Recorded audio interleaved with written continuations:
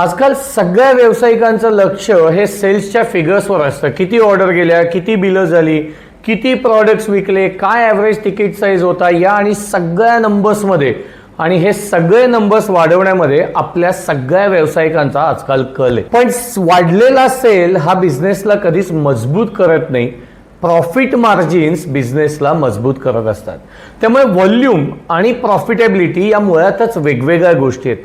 Volume excitement देतात, confidence देतात, पण प्रॉफिटेबिलिटी बिझनेसला स्टॅबिलिटी देते, स्ट्रेंथ देते.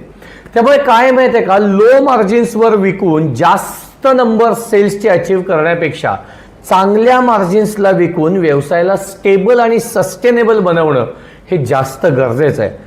सेल्स रेव्हेन्यू बिझनेसला चालवतात, पण प्रॉफिटेबिलिटी आणि मार्जिन्स बिझनेसला मजबूत करून वाढवतात.